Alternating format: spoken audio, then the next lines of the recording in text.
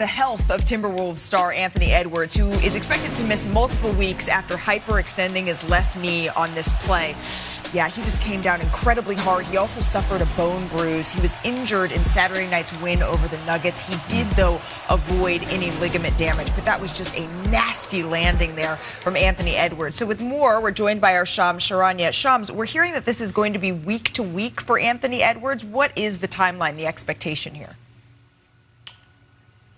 Malika, I'm told that the Timberwolves are expecting Anthony Edwards to be out a period of multiple weeks. He has a bone bruise and a hyperextension after MRIs revealed that over the weekend. And it was a nasty turn of that knee, obviously. But thankfully for Anthony Edwards and the Wolves, no ligament damage, no ACL, no MCL, no serious damage in that knee. And he's a quick healer. But at minimum, my understanding is this is a 2-week minimum injury. So the Wolves up 3-1 right now are going to go to Denver tonight to try to close out this series, and they're going to have to be without him for at least the remainder of this series and potentially to start the next series. So the start of Anthony Edwards' rehab will be a lot of rest, a lot of recovery to be able to get to the point where eventually he'll be able to do basketball activities, also lowering the swelling in that knee. And remember, Malika, on the other knee, the right knee, he's been dealing with runner's knee. So This is now both knees impacted over the course of the season. Yeah, and Shams, for Ant, you mentioned the fast healer. Chris Finch mentioned that as well. But with things like this, you have to be incredibly careful. Thank you very much, Shams, for that insight. So now,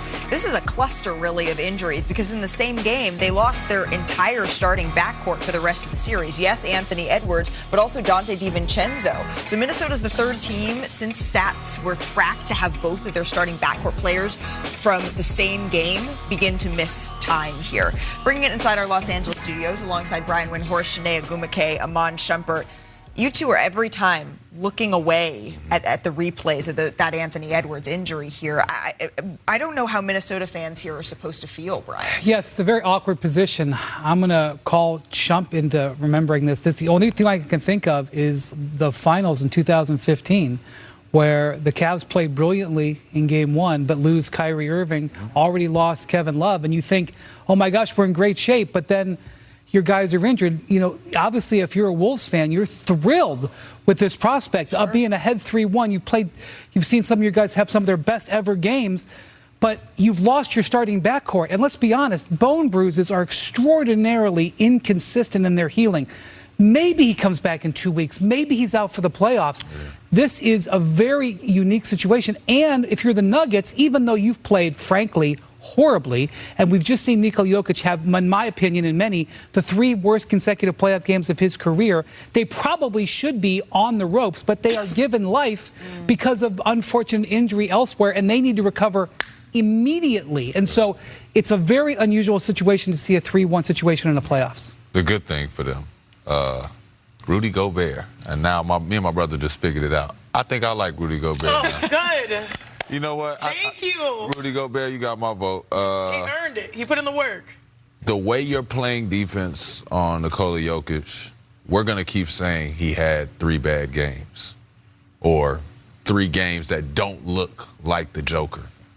But it's because of what you're doing. You're playing your ass off. And not only are you playing your ass off on the defensive end, you're making sure you get in there on the offensive rebounds. You're making sure that when they throw that little pocket pass to you and you right there in the middle, he's not just getting the ball and looking around for help anymore. Now he's putting his head down a little bit. He threw a no-look and ran off, didn't even look at I said, what are we watching? But he took a 3-pointer. Yeah, he did, and it hit the rim. Rudy Gobert, it's like Gobert. Rebound off of that. I don't know, but cool your jets a little bit. I would say the question is, does this team have enough to close out the series? They have momentum, and I love the element of surprise that Ayo Dosunmu had, especially dropping 43 points, which was really cool. Without a doubt. But the scouting report is coming. The scout report, the roles are different, the schemes are going to be different, and, you know, they got 76 points off of the bench. Right. So some of those people are going to be in the starting lineup. How are you going to have the productivity?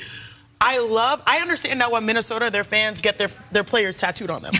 Because they're a team that plays hard, and they've taken on, it may not be Ant out there, but they've taken on his personality in the best ways possible on both ends of the floor. They still can win a game. They still can close out the series. It's going to be so much more difficult despite how well Rudy has been. I think it's got to be Game 5. If they do this, they need to get it over right here, right now. Right. That's on the road, though, right? Yeah, it doesn't matter. But that's the thing for Denver is you have 3 games left, and if it goes that far and 2 of them are on the road, Denver has a real opportunity here. All right, we have much more on that game coming up a little later in our show. But elsewhere in the Western Conference, Houston. Yes. Finally. Delayed, not denied. I mean, the very delay delayed. may still happen, but they did avoid the sweep, right? They did avoid the sweep. So the Lakers, they trailed by 6 with 30 seconds remaining in Game 3, right? Until the Lakers, was traumatic. They got their defensive stops, and it led to shot tying this one, sending it to overtime. The Lakers went on to win this one in overtime, right? So here's Ime Udoka when they're trailing down 0-3. Horrendous mistakes. I don't know if you want to say youth or, scared of the moment or whatever the case. Grow up and you're not that young anymore. You've been to the playoffs once, and we watched every situation just now.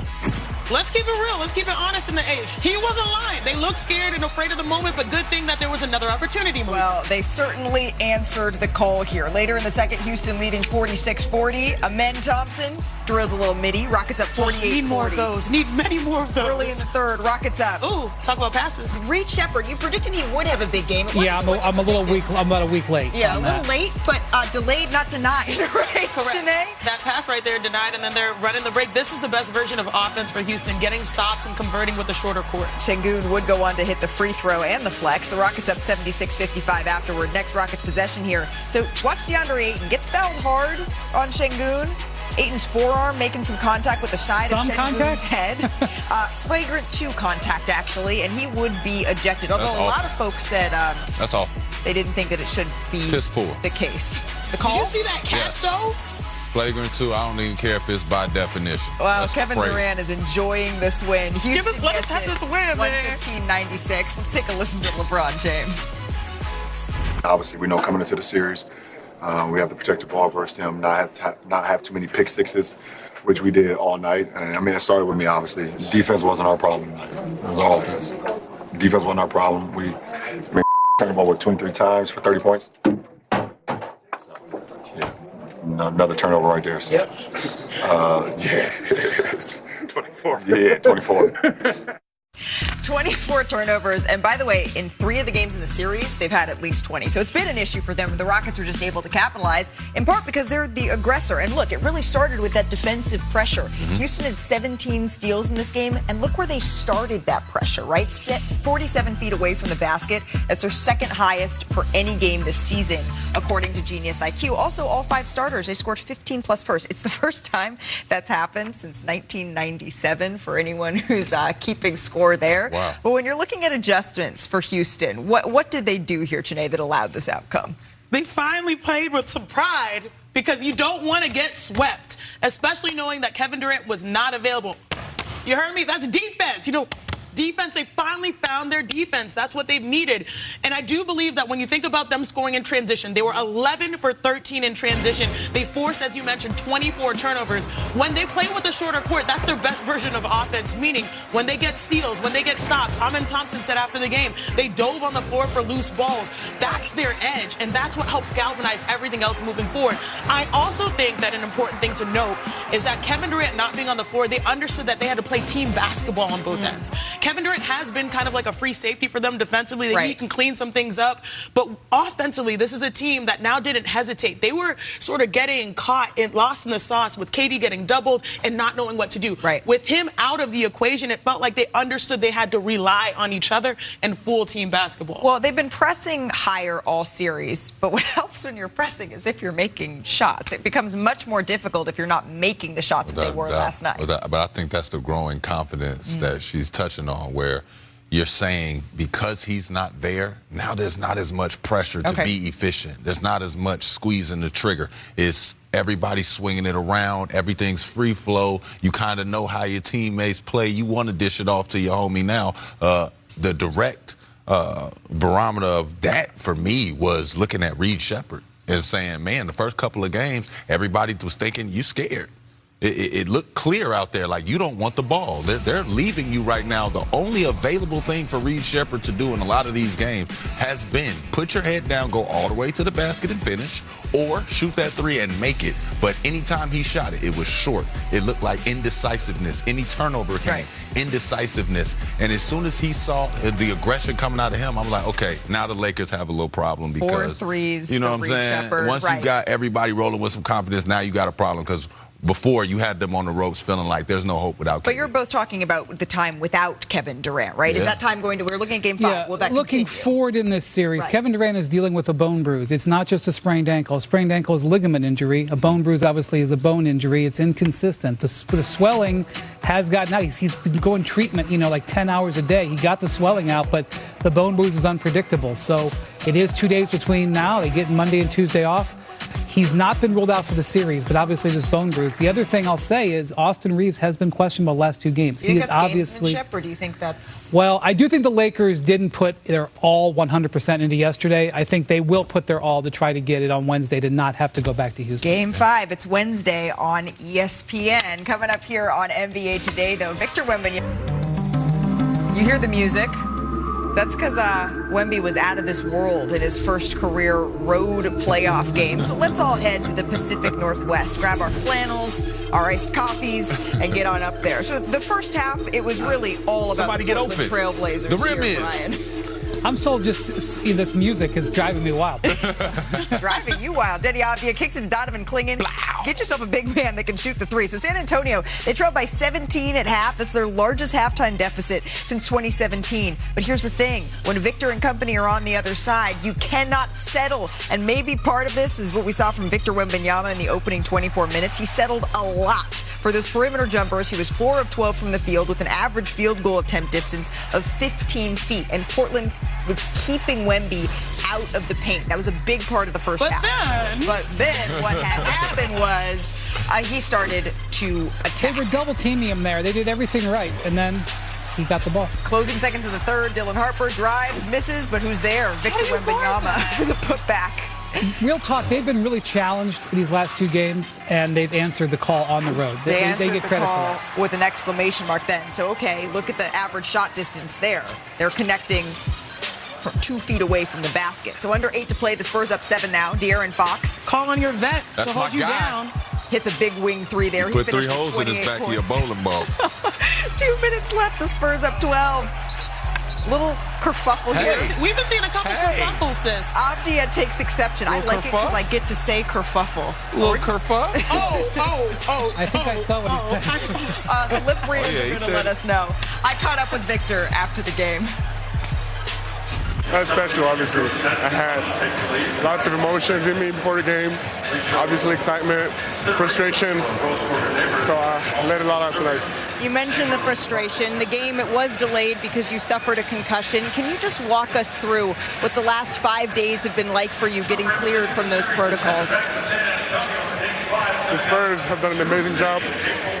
I'm very unhappy about the way the protocol has been handled by other parties.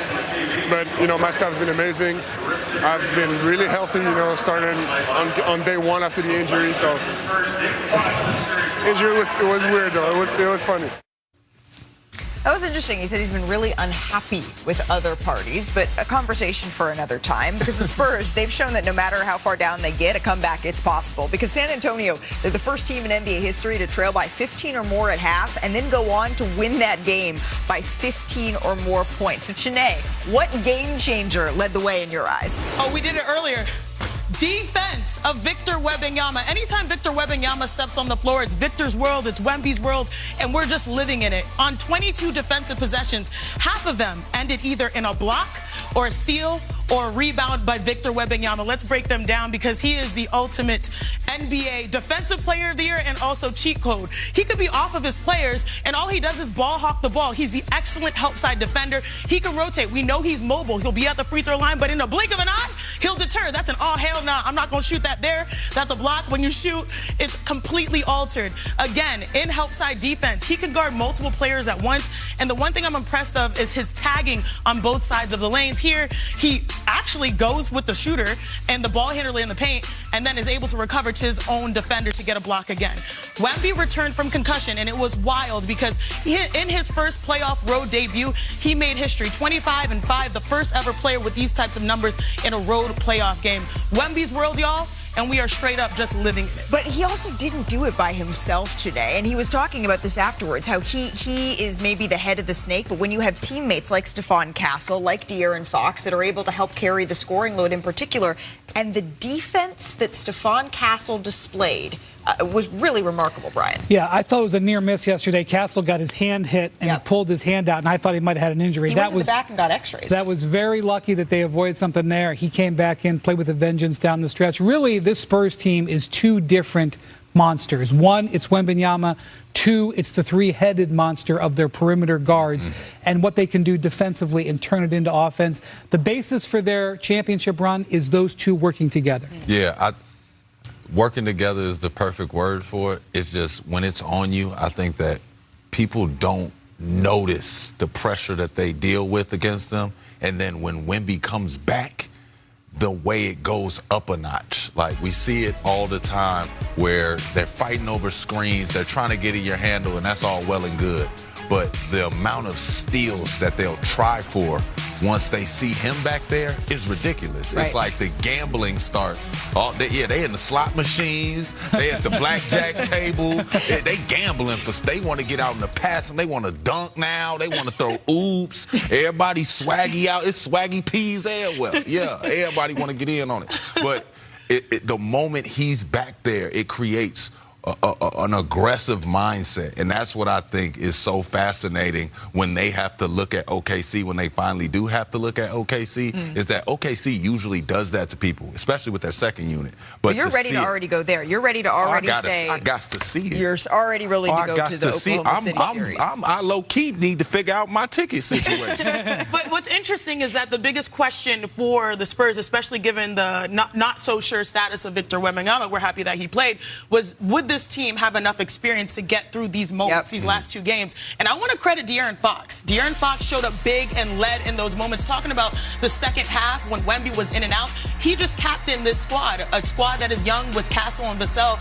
And so I like what De'Aaron Fox did, but more importantly, his approach to the game, because this is a guy that can score. We saw that in Sacramento, but they had 26 assists on the game.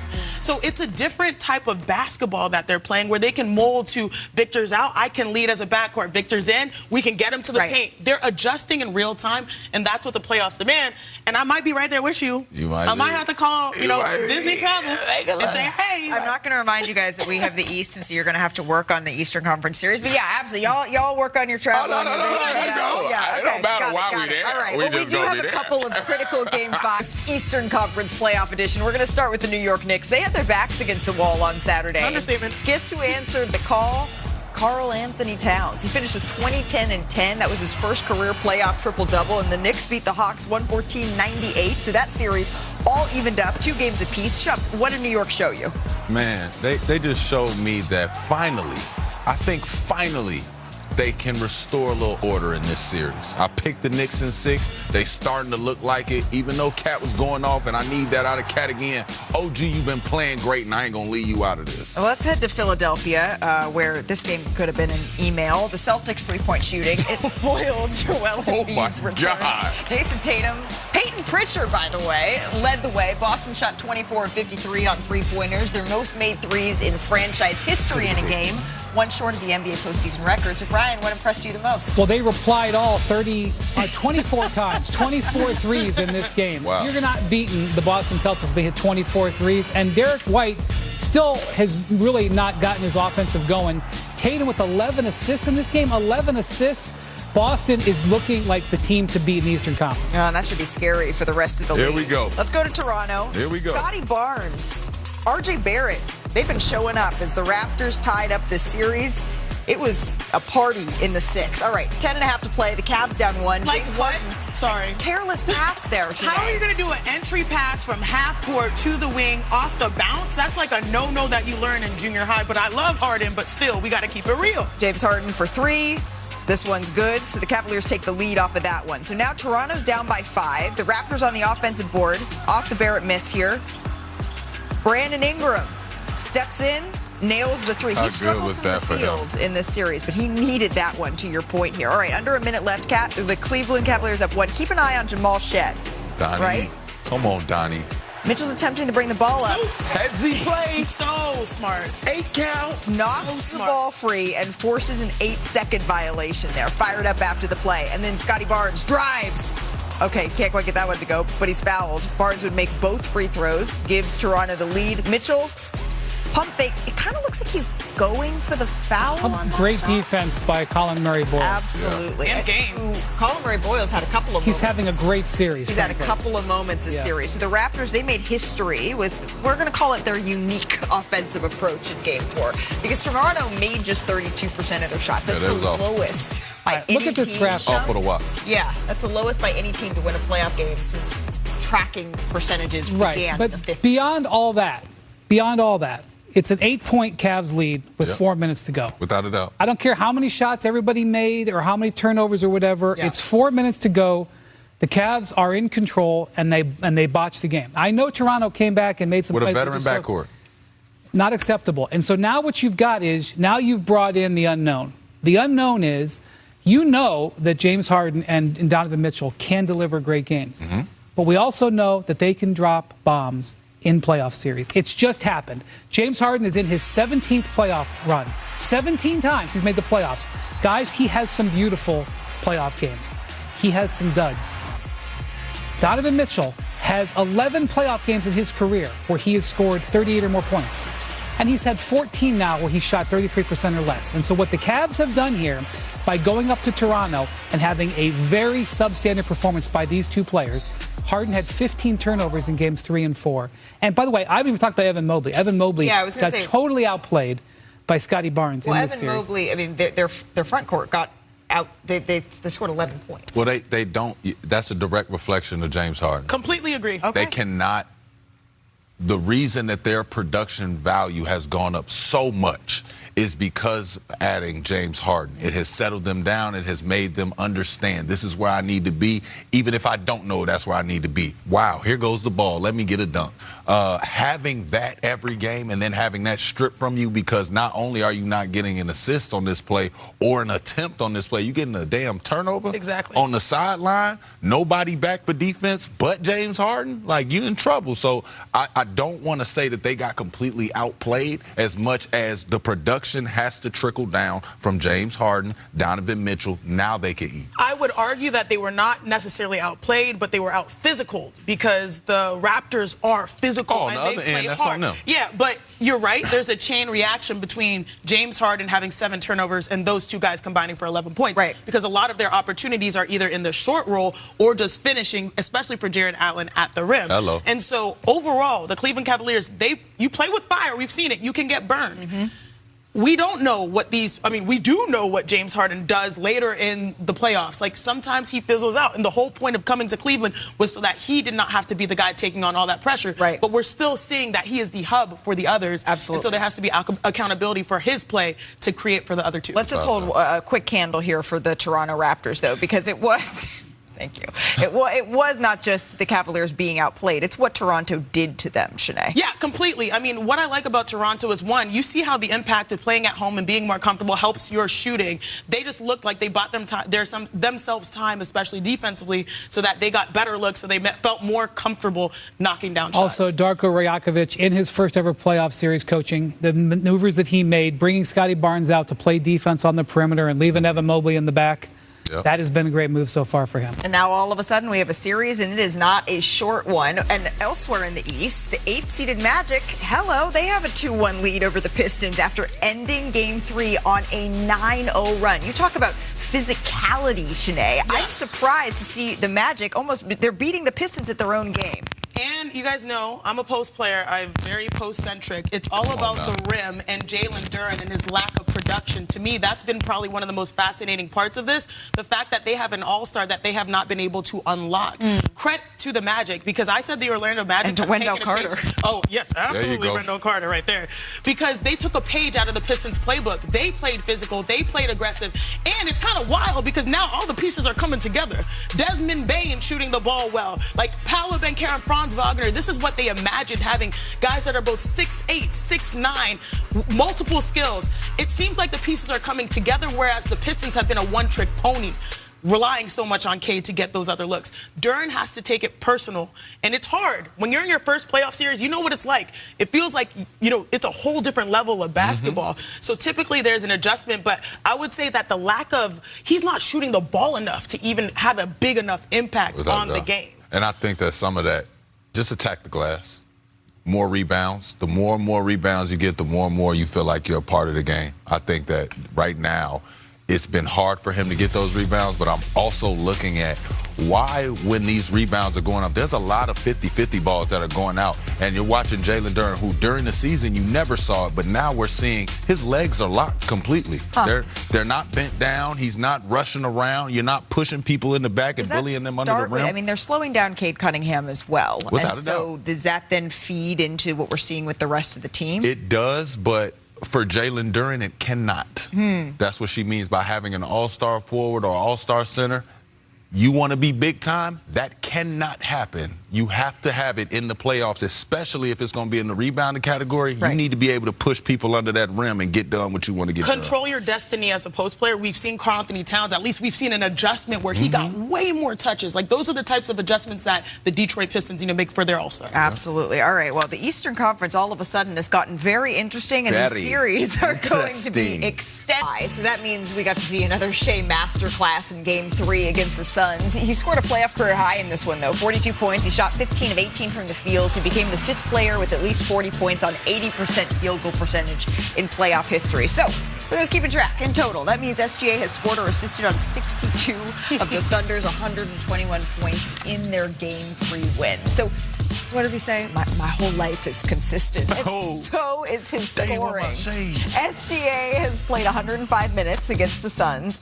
105 minutes, and he has 104 points, guys. So after the game, that's a real stat. Dylan Brooks, he was subtle. He was cool. This was his response to SGA's 42-point explosion. He's efficient, and I got him Game 4. And I got him Game 4. I got him Game 4. Love that Dylan Brooks just sits there and watches all the film in the world. That is nothing more than Michael Jordan straight out his page. I got him Game 4. We're going to replay that how many times? I know. I got it Game 4. I got it Game 4. Well, they got to because their season's on the line, right? The Thunder, they're looking to sweep the first round for the 3rd straight year. On the line? How are you describing, Brian, what you're seeing from SGA? Because a lot of us are running out of words. I want to say, maybe just puts on the glasses. I like that Dylan Brooks line, but maybe my favorite line of the year was when SGA said, "I have all the answers to the test. I just have to wait for the questions." I still don't really know what it means. I know what it gets. No one knows what it means, but it's provocative. It gets the people going. Whatever they show him, he knows how to solve it. He's really reduced it to a math problem, and it's not so scientific. There's some art in it because he's worked so hard on his game. He knows everywhere he needs to go on the floor. He knows what he's allowed to do. I know that it irritates people with the officiating, but he knows what he is allowed to get away with. And he does it. Yeah. He knows where to go on the floor against certain teams. He knows where teams want to force him to go. He just goes there. He's done the work. He knows he can hit certain shots. He's made it mathematical. That sometimes makes it less enjoyable, but it doesn't make it less great. All right, so then if this is this is the game plan. Can you just tell me, how do you stop SGA? How do you slow him down? Again, I keep telling people this: if you don't have him on the right side of the floor or force him to set his attack with his right hand, you're dead in the water anyway.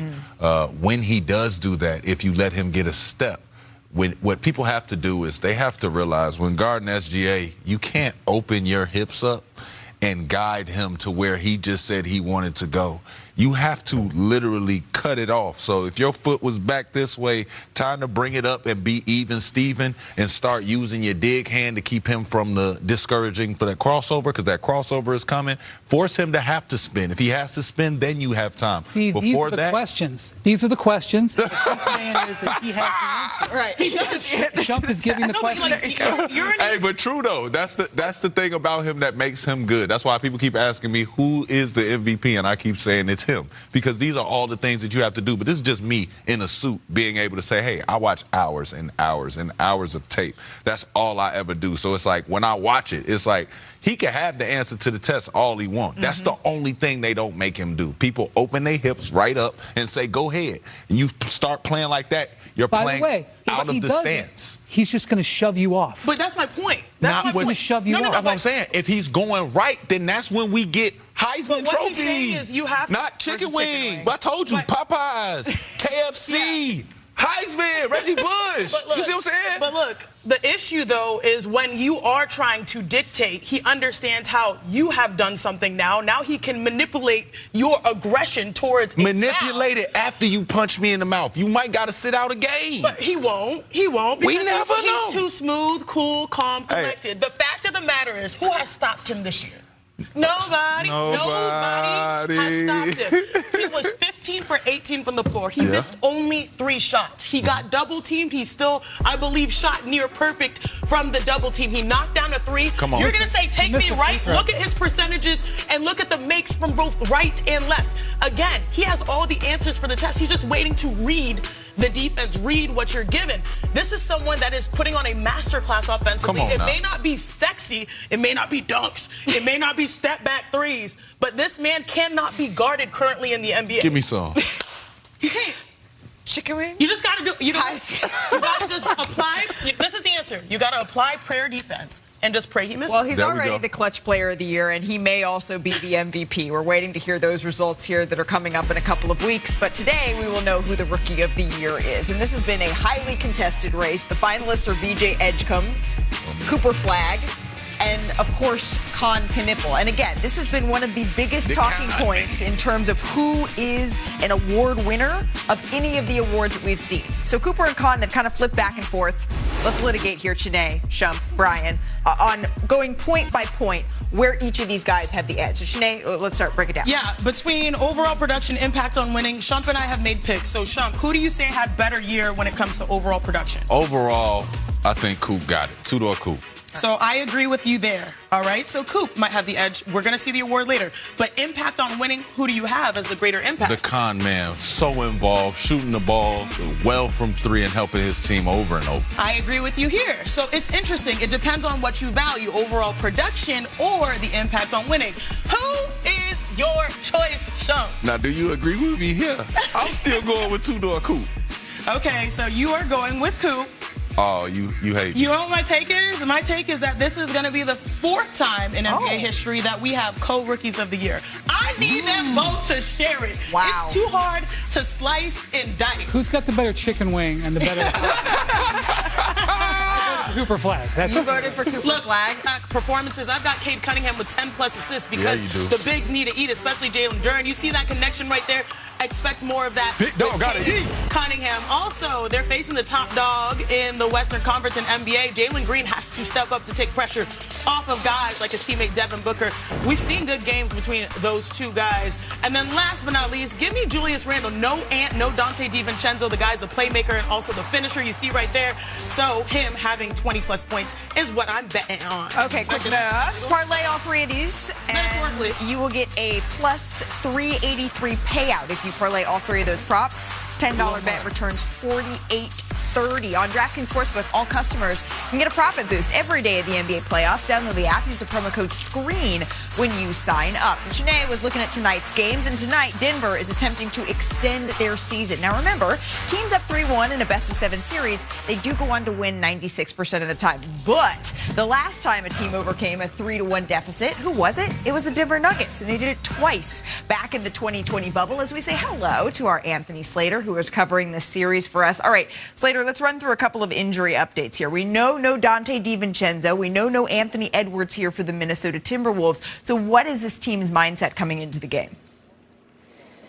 They're pretty upbeat. I think it's fair to believe that their title hopes went out the window the other night with those injuries, but there's a lot to be gained in the short term. Organizationally, these are two franchises that don't necessarily love each other. So if the Wolves can get one out of the next three, that's franchise bragging rights. And then individually, Rudy Gobert has a chance to cap off, I think, maybe the best defensive series of his career with what he's doing to Jokic. Yeah. Jaden McDaniels could cap off maybe the best trash-talking series in recent NBA history. And then Ayo Dosunmu's, he's making $7.5 million this year. He's an unrestricted free agent. You saw what he did the other night, 43 points. He can really rocket his stock going into the summer if he can just help finish off these Nuggets. Yeah, Ayo Dosunmu is going to be huge in making up for the backcourt players that you're missing, and I would imagine that Mike Conley gets the start, but we will see. On the Nuggets side of all of this, Aaron Gordon, he only played in 23 minutes in Game 4, but it looked like that calf was bothering him a bit. What can you tell us about his status for tonight's game? Officially questionable, and you don't question his toughness at all. I mean, he played through a grade 2 hamstring strain in their, Game 7 last year. You saw it the other night. I mean, this is clearly a calf injury that would have him out probably multiple weeks during the regular season. He tried to gut through it. He played 23 minutes, but they just sat him down the stretch. David Adelman said it was unfair. He was laboring out there. So I would say questionable, leaning towards doubtful, because I think the organization is looking at knowing they need to, basically be cautious for Aaron Gordon. Yeah, but if you know Aaron Gordon, you know that that's a player that you basically have to put in a straitjacket to keep him from playing in a playoff game. Look no farther than Game 7 of last year against these Minnesota Timberwolves. Anthony Slater, thank you very much for that insight. All right, this is going to be a game, Shump. When you are looking at the player that is most important for the Timberwolves to close us out, we'll get to Denver side in a second. The Timberwolves, who are you looking at? I'm looking at Ayo. First off, shout out to the Chicago guys. But I think that I need him to stay within his role. It can low-key be bait to say, hey, I had a great game. It's my show. Now I got to run it up. I have to do it again. I have to replicate that game. I need to be plus 30. No, you don't. You got to come out here and play the same way that they know you could play. That's the reason you were a star the other night, is because you were just playing your role. It's just more shots became more available, and you kept it efficient the whole night. That's all they got to do. We saw the trend, though. He had a 25-point game in the series. He's been trending toward bigger and bigger performances. Exactly. My eye is on the guy that you were hyping. You finally made your Go Bears. Rudy Gobert. His defensive work, Wendy, you said earlier that this might be the worst 3-game playoff stretch of Jokic's career. That's because that man right there is defending in single coverage, holding them, I think it was Game 3 or so, to 34% as a team, but under 30% as a shooter. We have rarely seen Nikola Jokic miss so many around the rim, or just not being able to get so many clean looks. It is a 4-time defensive player of the year taking on a 3-time MVP. Come on. And right now, the defensive player of the year is winning the battle. Come on. Yeah, he is shooting under 40% in this series. He's shot over 50% in his career in the playoffs. He's got to make some shots. Also, we're looking at those interior plays. He's gotten so frustrated at Gobert. He's hoisting threes, and he can't make any. Ooh. So he is really, this is so basic for the Nuggets. They got to score. They're not good enough defensively to survive a bad offensive night. McDaniels has told us that. And stay out of kerfuffles. Jaden McDaniels has become the villain that I'm not sure that I saw coming. I don't mind it, though. He didn't back down, though, when Jokic can't, Yeah, he got his in. Would you have dunked the ball if Mike Conley had... Ooh, I'd have dunked that thing so hard. Enjoy tonight's games, friends. We'll see you tomorrow.